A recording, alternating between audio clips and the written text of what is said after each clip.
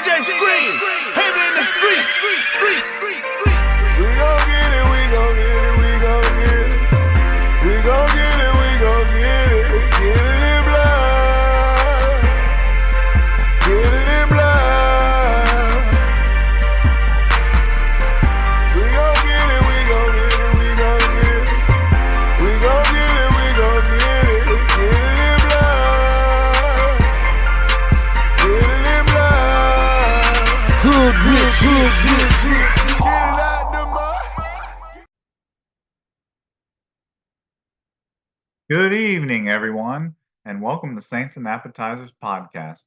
And this evening, we have some appetizers for you. We have UFC 302 Makhachev versus Poirier. And that's June 1st, 2024. So that's Saturday coming up.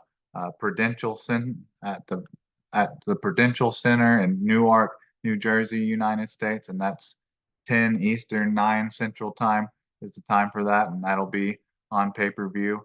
And so, yeah, well, it feels like it's been a while since I've done a numbered UFC event. I think the reason for that is we literally almost completely forgot about UFC 301. I wasn't able to get my predictions in, and just kind of had to do a results show because the card was so underwhelming just with name wise, name recognition. The card was very underwhelming. But UFC 301, even though you didn't get the status from the names like I was just speaking of, the outcomes and the method and how the fights played out ended up being very enjoyable and fun to watch, and ended up being a good card regardless of no superstar names on the card.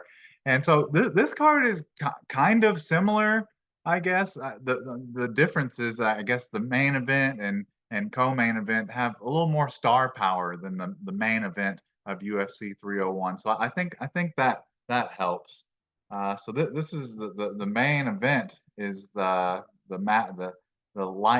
lightweight championship bout between Islam Makhachev, the champion, versus Dustin Poirier. So that's a very interesting prospect and matchup between those two. Seeing how there's a lot of people just for pound have Islam Makhachev as like the best fighter in the world. He's kind of where Khabib was. That's where he feels like in his career. He feels like Khabib, like almost untouchable. Nobody can beat him, and that's who his coach is, and that's the weight class he's fighting in. It's just very surreal, It's just basically you got Khabib all over again. I guess really the only difference in comparison between the two is, I guess, Islam Makhachev is, I guess, a better striker. But besides that, it's like they're carbon copies of each other. But anyways, let's get into this card, the main card of UFC 302, Makhachev versus Poirier. So let's get into the main card, the pay-per-view. So anyways, can I get a menu? And so the first fight on this card is a welterweight bout between Randy Brown versus Alizé Zelensky dos Santos. We'll just call him Zelensky dos Santos because that's a mouthful. So this is a welterweight bout between Randy Brown and Zelensky dos Santos.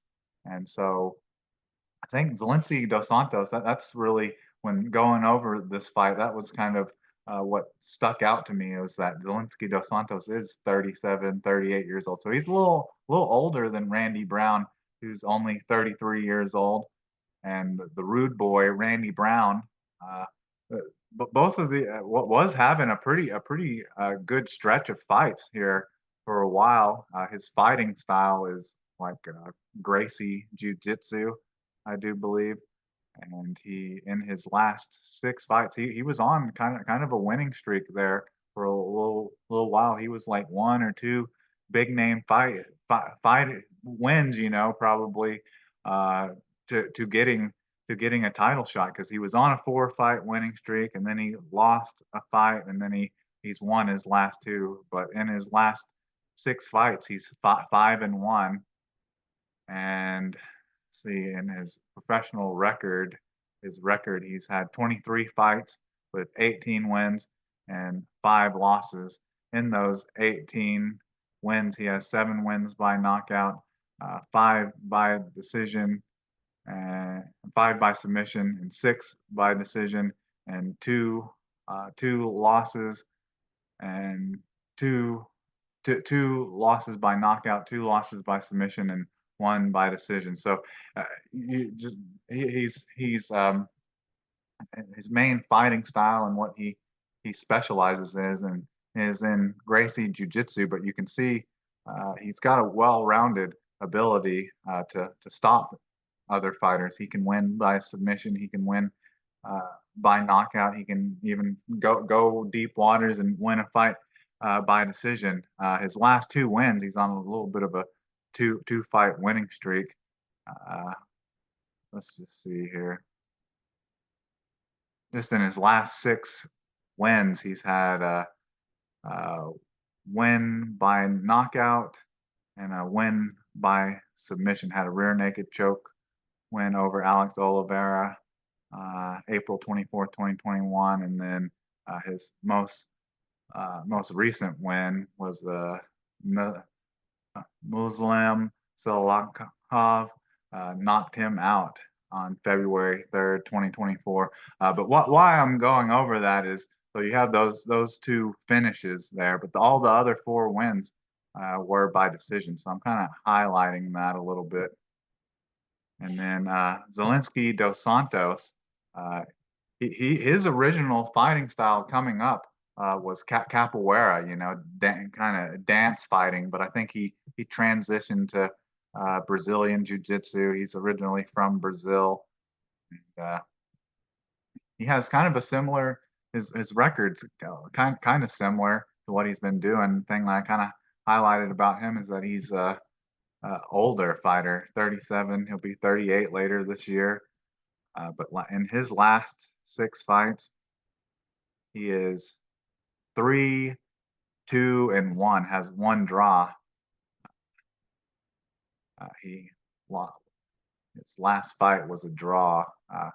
Renat Bakdanov had a majority draw against him back on March 4th, 2023. It was just a 3-round fight. So that's the draw of the first fight, but the other 5 fights would have been 3 wins and 2 losses. And then in those, the 3 wins were all by decision. And then one of the losses was by split decision. And then you go back to the 6th fight, all the way back to his 6th most recent fight. He was knocked out. Or now that was the 5th most recent fight, was a decision win over Alexei Punchekano. So I was highlighting all these decision wins and even decision losses, basically went the long way around to basically come back to this fight. That these fighters are very similar. Their main style and what they're trained in is mostly jiu-jitsu. And they have similar winning records. I guess Zelensky dos Santos has a lot more fights. He's had 32 fights with 24 wins and 7 losses. The thing you highlight for him is that has even though he's trains in Brazilian Jiu-Jitsu, like that's his style, he has power. He has power because he's had 14 knockouts in his career, and then only 3 submissions, and the 7 wins by decision. So he's had a lot of wins by decision. And then in the 7 losses, he's only been knocked out once. So he's got a good chin, been submitted twice, and then has lost 4 times by decision. So there's a lot of decisions in here.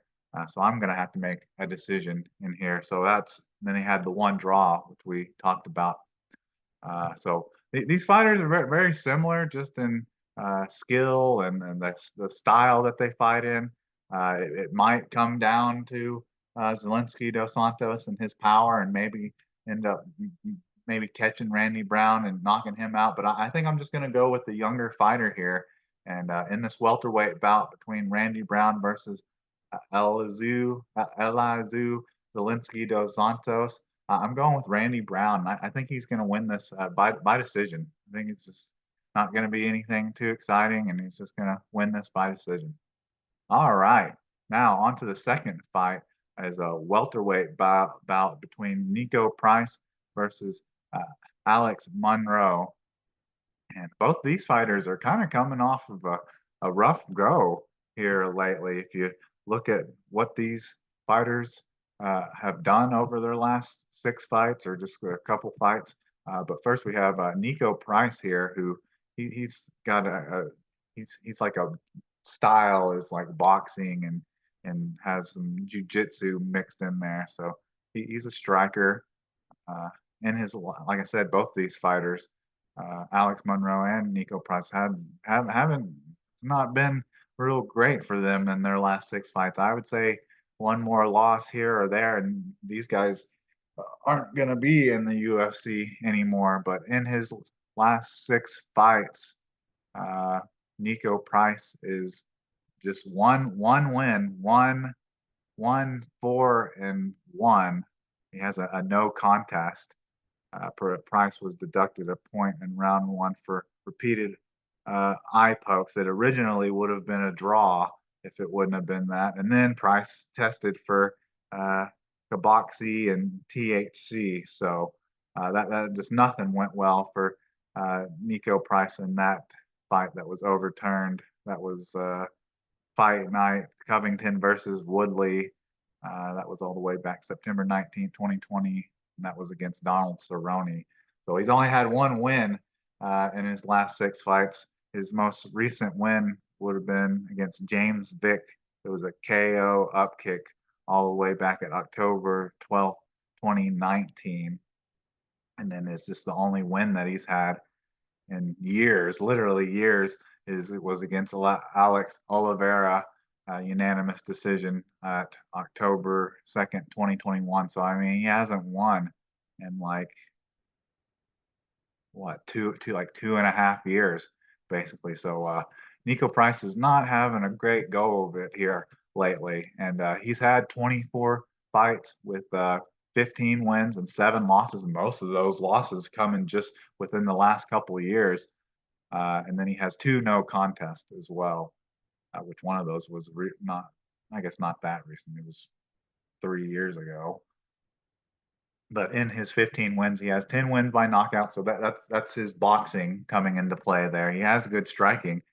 He just his chin has been given up on him. His chin and his durability. And then he has 3 wins by submission and 2 wins by decision. And then in the 7 losses, he has 5 knockouts. So he's been showing here lately that he can be knocked out. 1 win by submission and one loss by submission and 1 loss by decision. So he can be beat. He can definitely be knocked out. That's for sure. And then we have Alex, the challenger, Alex Monroe, who has a very similar. I guess his record here recently has been more positive. That's for sure. So in his last 6 fights, he's actually 4-2 in his last 6 fights. So he's actually been had quite a bit more success here lately. Let's see here. He's his style is like kickboxing, and then just like all mixed martial arts has some Brazilian jiu-jitsu kind of mixed in there. And so we went over his last 6 fights. So he's 4-2 in his last 6 fights. He's had 34 matches with 24 wins and 9 losses. Uh, he has 6 wins by knockout, uh, 7 wins by submission, 10 wins by decision. So a lot of his fights go to decision. That's kind of like the first fight on the card. A lot of those fights go to decision. A lot of his fights, whether he wins or loses. And then he's been disqualified once, and he's had a fight go no contest. And then in his 9 losses, he's been knocked out 3 times, never been submitted, no submission losses, so he's good on the ground. And then he has 6 fights that have gone to decision. He's been in 16 fights that have gone to decision. So just going off of positivity, I'm trying to see when the last time. Oh, so he did finish someone just last year, May 13th, 2023. He submitted Tim Means with a submission guillotine choke, and then he lost to Joaquin Buckley, who's actually seems like he's on a hot streak. Is maybe just one win away from a title shot, but he lost that fight, unanimous decision. And then he fought his most recent fight. He fought Court McGee, which Court McGee, I didn't even know he was in the UFC. I didn't know he was even fighting still. I remember Court McGee on like some of the first episodes of The Ultimate Fighter. That was like 20 years ago that Court McGee was fighting. At least it feels like it. But yeah, Court McGee, that's who he beat most recently. Alex Monroe beat most recently was like a 40-year-old Court McGee on April 6, 2024. But that shows that Alex Monroe is active. He fought just like a month ago, a little more than a month ago. So he's an active fighter, if nothing else. But once again, I'm just kind of highlighting who's had a little bit more success here recently, and then what's the main method of them winning, and that's a lot of decision victories in the first go of it. So in this welterweight bout between Nico Price versus Alex Monroe, I think this is going to be a very competitive. One's kind of a boxer with a little Brazilian jiu-jitsu, and then one's kind of a kickboxer with a little Brazilian jiu-jitsu. So they're very similar fighters. I just think Alex Monroe has had a little bit more success and a little bit better luck in the recent go of things. So in this welterweight bout between Nico Price versus Alex Monroe, I'm going with Alex Monroe to win this. And if it doesn't go to decision, and that's not how he wins, I think he'll win by knockout, because Nico Price has shown here recently that he's got his chin. His chin has been a little bit suspect. The three of his last 4 losses have all come by knockout. So I'm going with Alex Monroe. If he doesn't win, if he doesn't get a finish by knockout, it'll probably just go to decision, just like the Zelensky dos Santos Randy Brown fight. All right, now on to some more notable names here. We got our he's a company guy in Kevin Holland. This is a middleweight bout between Kevin Holland versus Mikhail Azucik. So got Kevin Holland here, who's had kind of a similar kind of run kind of to Nico Price, just in regards to success. I think he hurts himself a little bit being like too active and being down to fight anybody at any time. I think that's worked against Kevin Holland a little bit, but he's a striker, like kickboxing, boxing, and has some jujitsu skills as well. But in his last 6 fights, he is 2-4 in his last 6 fights, and he is on a 2-fight losing streak to Michael Venom Page. But that was actually a pretty enjoyable fight back at UFC 299, March 9th, 2024. That was a pretty fun fight to watch Michael Venom Page in. And then he lost to Jack Della Maddalena, and that was a split decision back at September 16th, 2023. But then he was on a 2-fight winning streak. Before that, he beat Santiago Ponzinibbio with a knockout at UFC 287, and then beat Michael Chiesa with a submission Barbaro choke. That's something that's kind of coincidence, or kind of just a funny coincidence that his most recent loss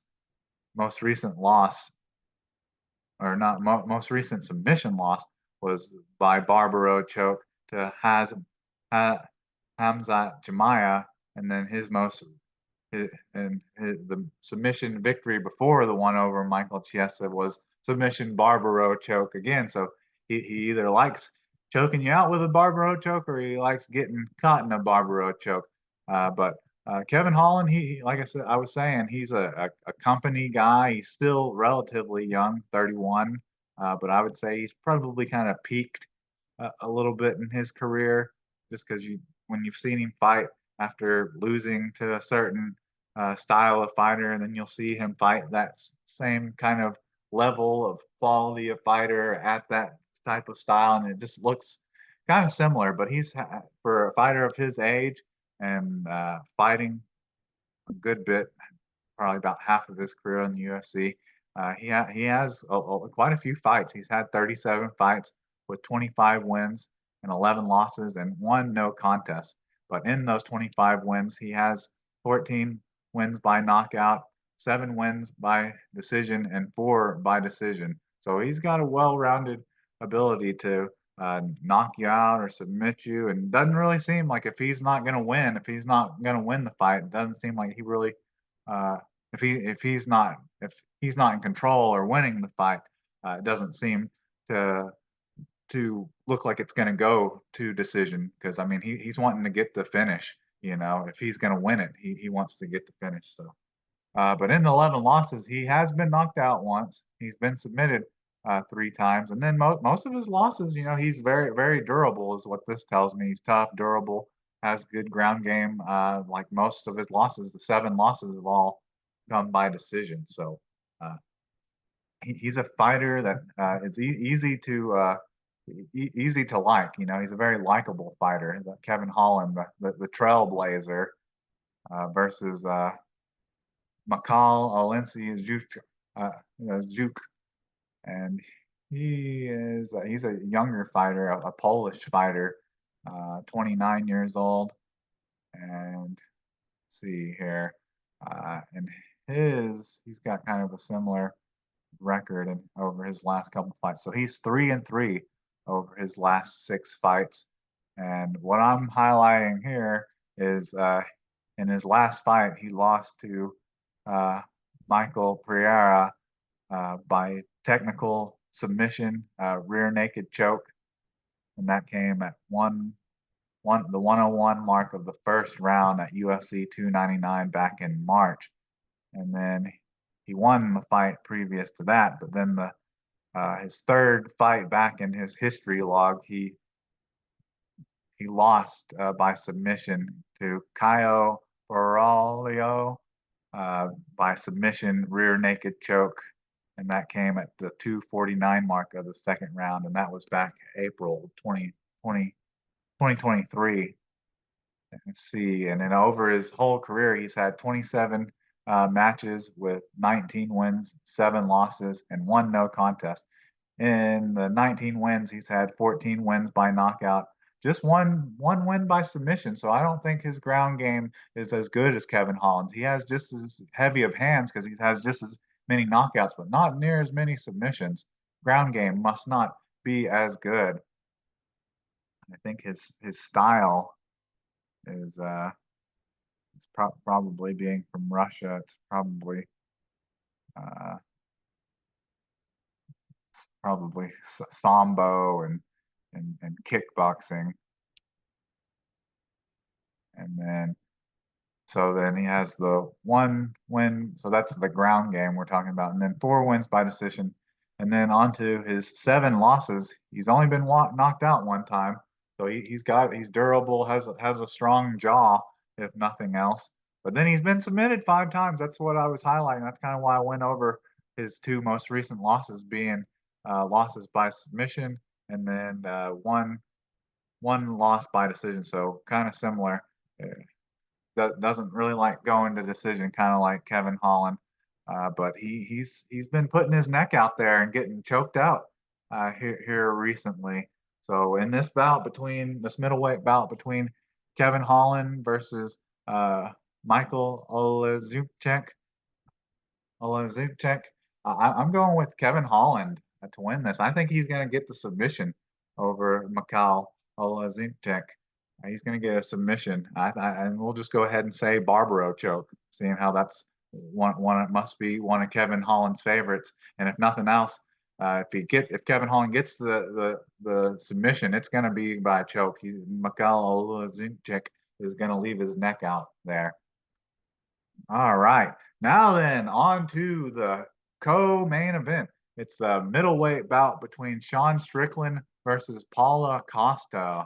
And this is a very intriguing fight, just because both of these fighters are strikers. They kind of want to stand and throw power, and they get you in deep waters, maybe take you to the ground and go for a submission. But they're uh, looking for the knockout. Both these guys are.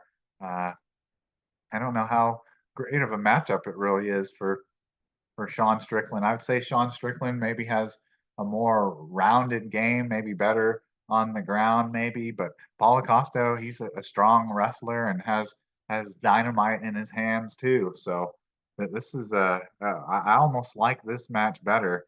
I'm more excited to see this fight between Sean Strickland and Paulo Costa more than maybe the main event between Islam Makhachev and Dustin Poirier, just because I think you're guaranteed some fireworks and probably a finish in this fight. So let's see. So Sean Strickland, he at the press conference and stuff. Sean Strickland was pretty complimentary of Paulo Costa. It's last couple fights, Sean Strickland has been like that. Hasn't tried to start any beef or and be a troll or anything like that. He always says some stuff that got you gritting your teeth a little bit at these press conferences, but really nothing too out there. Main stuff you hear from him is just he'll just kind of stuff where he just says like he's better than whoever he's fighting, and that he, go USA. But that's about all you're hearing from Sean Strickland. There was a little back and forth between them in the press conference, making a little eyebrow raise and maybe a little more interesting. But they both agree that they don't think this fight's going to decision, and I think I could agree with that as well. But anyway, so Sean Strickland has had kind of an interesting career over the last couple of years. Here, so he is 3-3 over his last 6 fights. We obviously know he had the win. He was on like a 3-fight winning streak, and then he beat Israel Asanya at UFC 293, beat him by decision, which some people, I don't know. That was kind of one of those fights where it's like the champ has to beat the champ, and that this didn't happen. And it's kind of funny because that's exactly kind of what happened to him in his first title bout defense against Dracus du Plessis. Is that he Dracus du Plessis after the fight and in the press conference, his face looked like ground beef afterwards, and even Dana White thought that Sean Strickland won that fight, but he ended up losing. He didn't have he had that belt. He had that belt for about as long as for a cup of coffee. He had the middleweight championship belt for about as long as you'd have a cup of coffee, and then turned around and I don't know if you'd say got robbed, but lost to Dracus du Plessis. But he's wanting to stay active, even though that happened back on January 20th, and even Dana White seems to agree with him about it, that he thought he won. I'm a little surprised it's not an immediate rematch, or not that, or that he doesn't hold out to have a rematch. But so we said he's 3-3 in his last 6 fights. His most recent win was over Asanya. He's had 34 fights, and he's like a boxer, kickboxer, and has some wrestling mixed in there. But he's had 34. He had 34 fights with 28 wins and 6 losses, and in the 28 wins, he has 11 wins by knockout, 4 by submission, and 13 by decision. So if he doesn't get the knockout, and then the fight's probably gonna go to decision then, more than likely, if he's on the winning side of things. And then in the 6 losses, he's been knocked out twice. The iconic one was definitely the fight against Alex Pereira back at UFC 276 back July 2nd, 2022, where Alex Pereira just literally like walked through him, knocking him out. So you could maybe put like an asterisk on one of those because uh, just because of the way of who it was. But actually, going down this list, Zelensky dos Santos is the other. Surprisingly enough, Zelensky dos Santos is the other fighter that has knocked Sean Strickland out in his career with a spinning wheel kick and punches, and that was at UFC 224 on May 12th, 2018. So that's an interesting kind of connection to this card, as that Alexei Zelensky dos Santos is the first fight on this card, and he's one of the few fighters that have actually knocked Sean Strickland out before in his career. So that's a little interesting thing. And then Paulo Costa, he was a kind of on a superstar like track there, as he was winning some fights over some big names. Uriah Hall, Yolo Romero, Johnny Hendricks, guys like that. And then he got his title shot and got teabagged by Israel Adesanya with punches and elbows, and then just hadn't looked the same really ever since.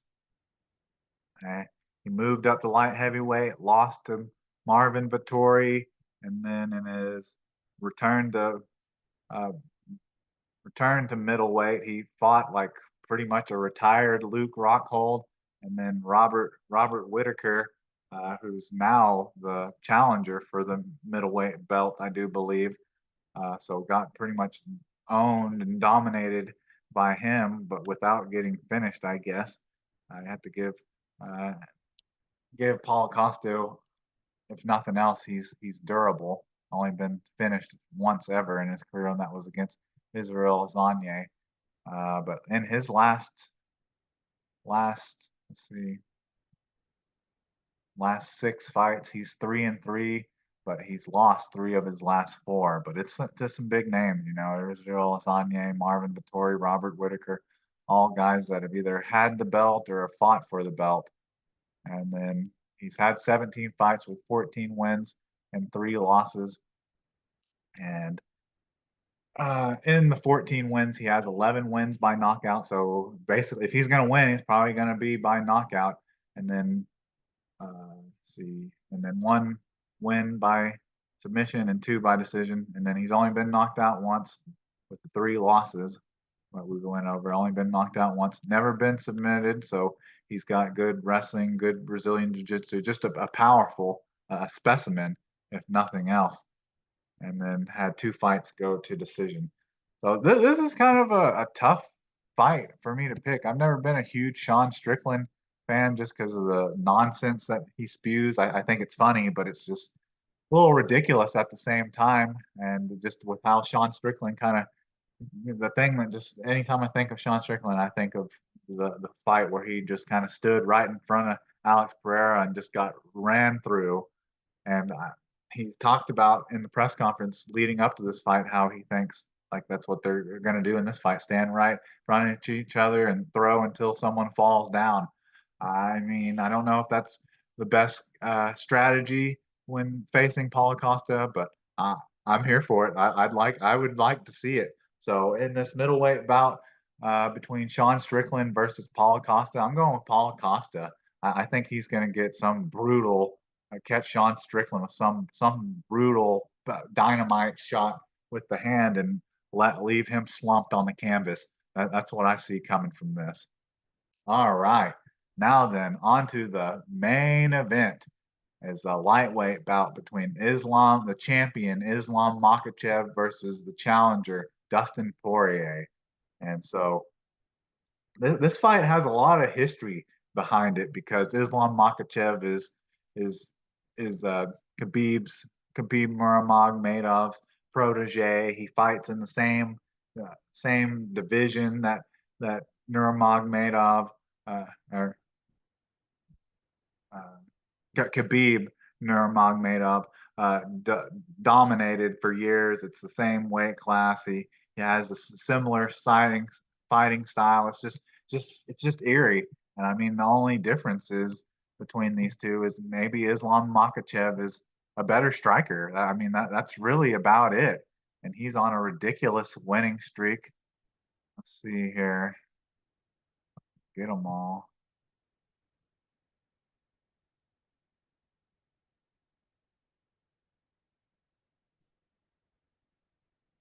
Yeah, he's on a 13 fight winning streak, and he is see 14-1 in the UFC. So as you can tell, he would be 6-0 in his last six fights, obviously, but he's has had 26 fights in his career, 24 wins with just the one loss, with 5 wins by knockout, 11 wins by submission, and 9 wins by decision, and then just the one loss. He was knocked out once by Adriano Martins, and that was all the way back at UFC 192, October 3rd, 2015. So almost close to 10 years ago. But we know a lot about I was just talking about Khabib Nurmagomedov. If you know anything about Khabib, then you should know exactly what Islam Makhachev is all about. You know, he's about that combat sambo, Russian sambo. Just Russian wrestling, and just not that that's just part of his game. That's just what he's dominant at. That's just a dominant version of what he's doing, and just his fights that he's had. You know, he made made Alexander Volkanovski look average, defending his lightweight belt against him 2 times in a row and knocking him out with head kick and punches last time, submitting Charles Oliveira with an arm triangle choke. Like these are just dominant, big names. It's not.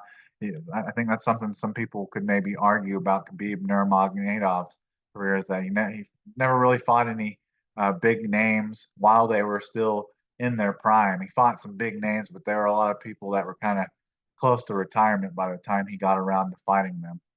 So, a couple more fights, a couple more defenses of this belt, you could maybe say Islam Makhachev, besides the one loss in there, is better than could end up being considered better than Khabib Nurmagomedov. And so we talked about the long history between these fighters. Well, that's because Dustin Poirier actually fought Khabib Nurmagomedov for the lightweight championship bout.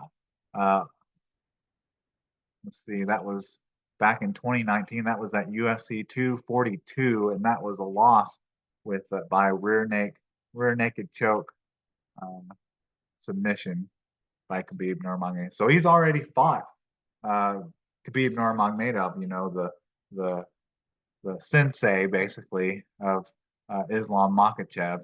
So he's basically kind of getting a chance to maybe redeem that loss. Kind of come. He wants to finish his story. He wants it to all come full circle. In a way, because Khabib won't be able to fight Khabib, uh, as at least it looks like. You never get a rematch against Khabib, but next best thing is his top protege, who is just so conveniently has the the lightweight belt at the moment. But that was something that Islam Makhachev was he was digging. He did a good job digging and getting under Dustin Poirier's skin at the press conference. He was talking, just most of it was talking about how Dustin Poirier's doesn't have good ground game. He has trouble with people trying to take him down, and that he just feels bad. He just feels bad for Dustin Poirier because this could easily be his last fight, his retirement fight, and you could really tell that bothered Dustin Poirier. But I have to agree with Islam Makhachev a little bit that this could easily be his last, maybe not his last fight. I think that more depends on what Dustin Poirier decides, but it could easily be his last shot at a title because he had a shot at the title. So he won the interim belt. We're talking about the undisputed title. Uh, no interim belt. So he won the interim belt over Max Holloway back at UFC 236. But then he turned around. Khabib, I guess, was out due to injury. Came back and beat him with a rear naked choke. So then he just never had a real shot at a title fights or anything like that. And then he had another chance. This would have been, let's see, so this would have been for the lightweight championship as well. So he had had his 2 fights against Conor McGregor and Dan Hooker, and then he gets another shot for a title. This is the lightweight championship again, and we're talking about ground game with Charles Oliveira. Charles Oliveira got him in a rear naked choke and won by submission. So he lost again. So then he fights Chandler and doesn't get a real title fight. This is the BMF title, but still, I guess it's still for a third time he's getting a chance to fight for the title, and he gets knocked out by the brutal head kick by Justin Gaethje at UFC 291, and then he beats the young up and comer to get this title shot, Benoit Saint Denis. So this will be like his 4th opportunity in about 5 years, 4 or 5 years at a title shot. If he doesn't secure that opportunity in this fight, I find it hard to believe he'll get another shot at a belt. So I agree with Islam Makhachev a little bit there, actually quite a bit. So this is, but anyways, in Dustin Poirier's last 6 fights, he's 4-4. But in the 2 losses, he was knocked out by Justin Gaethje, and we went over the submission by Charles Oliveira, and then he's just on a 1 fight winning streak, which makes it a little kind of surprising that he's even getting this title shot, seeing how it's just back on July 29th, 2023, he got brutally knocked out by Justin Gaethje, and then he beats this young up and coming Benoit Saint Denis. I guess the talent level isn't that great in the lightweight division if they're having someone that just less than a year ago got knocked out like that. But he's won the other fights, kind of asterisks on them. I don't know how much respect you have for his wins over Conor McGregor. I think one of those was the one where Conor broke his leg. But he's had 29 fights with 30 wins, 8 losses, and 1 no contest. 15 wins by knockout. So he's a great boxer. Dustin Poirier is, with 8 wins by submission, 7 wins by decision. 8 wins by submission, 7 wins by decision. So he can beat you in every way, but he wants to get you with that boxing. That's something he was throwing towards Islam Makhachev there for a while. Was, if you stand and box with me, it'll be different. Your boxing's no good. Well, I mean, and just like what Makhachev said, this isn't boxing, Dustin. I'm sorry, but this isn't boxing. So I ain't hating on Islam Makhachev at all for using what has been so successful for him. But anyway, so let's go. So in the 8 losses, Poirier's been knocked out 3 times. He's been submitted 3 times and has lost 2 fights by decision. And all of his most recent losses, like his 3 most recent losses, have all come by finishes. So basically, if Islam Makhachev is going to get the win, it's probably going to come by a stoppage, by way of stoppage, because there's no other way really of beating Dustin Poirier. You can even go back all the way to his loss against Michael Johnson. He knocked him out back September 17th, 2016. So that's about your only way of beating Dustin Poirier, is either knocking him out or submitting him. Fight's not going to go to decision, just with the show of recent history. But this is a I'm excited for this fight as well, just kind of because this kind of labels who is like, one of the best fighters in the world, whoever has this belt. Definitely, if Islam Makhachev wins it again. So, but this is a hard fight for me to kind of pick. I like Dustin Poirier. I mean, he's a Louisiana boy, has a fleur de lis tatted on him. He's from Lafayette, Louisiana. Obviously this is slash partial New Orleans Saints podcast, so it's hard to go against the Louisiana boy. All my family, well, half of my family is from Louisiana, but it's just I just don't see it, Dustin Poirier. I have to agree with Islam Makhachev about you struggling with the ground game, and that he's going to do basically just what Khabib did to you, take you down and dominate you. And there's no reason for Islam Makhachev to stand and see who the better boxer is. So in this lightweight championship bout between Islam Makhachev, the champion, versus Dustin Poirier, I'm going with Islam Makhachev to win this, and it's kind of like the what was it, the Kevin Holland fight. It's probably going to be by way of some type of choke, either head and arm triangle, rear naked choke. Now, I think that's probably coming by around. I think Dustin Poirier is going to do a good job defending it off for the first 3 rounds or so, but uh, I think Islam Makhachev is just going to weigh on him too much, lean on him too much, and just wear him down until he finally gets a hold of that neck. So I'm going with Islam Makhachev to retain the belt, and I think he's going to get a submission, probably a choke in the third or the fourth round. All right, so this is UFC 302, Makhachev versus Dustin Poirier, and just going over the main event real quick. So in the first 2 fights, I have a welterweight bout between Randy Brown versus Aliziu Zielinski dos Santos, and I got Randy Brown winning that by decision.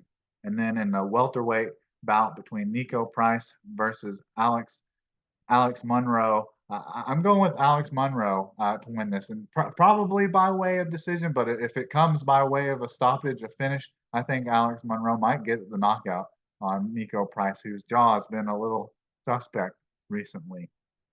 And then in the middleweight bout between Kevin Holland versus Michael Olensi Jucek, I have Kevin Holland winning this, and Michael McCall, McCall, he's kind of showed that he's susceptible to getting submitted, and Kevin Holland, he likes that Barbaro choke. So in the middleweight bout between Kevin Holland versus McCall Olensi Juke, I'm going with Kevin Holland to win this. I'm going to go by way of Barbaro choke. It's going to be a choke of some sort, kind of similar to the main event. And then in the middleweight, then onto the co-main event, you have a middleweight bout between Sean Strickland versus Paulo Costa, and the method and the way this fight's going to go, at least with what Sean Strickland says, he says they're just going to stand in front of each other and throw until someone falls down. I mean, if that ends up being the actual way of this going, I think I'm going to go with Paulo Costa to win this, just because I think he has a little more power, a little more dynamite. He's a little more strong, a little stronger than Sean Strickland, and he's just shown history wise. I guess both of them have never shown that both of them have uh, pretty strong jaws. Combined, they've both only been knocked out 3 times. But I'm going with Paulo Costa to win by knockout. And, I think I'm going to go and say I kind of want to go on a limb and say it's going to happen in the first round. But anyways, the co-main event middleweight bout between Sean Strickland versus Paulo Costa. I got Paulo Costa winning by knockout. We'll just put in parentheses, first round, possibly. And then the main event, the lightweight championship bout between Islam Makhachev versus Dustin Poirier. I got Islam Makhachev winning this by way of submission choke. Either rear naked choke, head and arm triangle choke, and I think that's going to come in the later rounds. Third or fourth round. All right, so that's UFC 302, Makhachev versus Poirier. That's June 1st, 2024. That's Saturday, Prudential Center, Newark. New Jersey, United States, and that's 10 Eastern, 9 Central time. Like I'm because I've actually done a prediction podcast for it and was more prepared for it than waking up and hey, UFC 301 is on tonight. I'm more excited than I was I'm more excited for UFC 302 than I was for 301. You know, an old an old Jose Aldo. Anthony, everyone knows I love Anthony Smith, and then just kind of a underwhelming card at the moment or division, and Alexander Pantoja and Steve Ursig. Just not very excited. But I'm a lot more excited for this. I'm very excited for this card, and can't wait to see how it turns out with these two fights. Definitely the two main fights, the and main event. I'm very interested in the Sean Strickland and Paulo Costa fight, and Islam Makhachev and Dustin Poirier fight. I'm ready for it, and I hope there's some dynamite, and hope it turns out at least with off of performance. I hope it turns out just as good as UFC 301, but got a little more spice just in the name quality in on this card. But anyways, I think that's all I have for you. So can I get a check, please?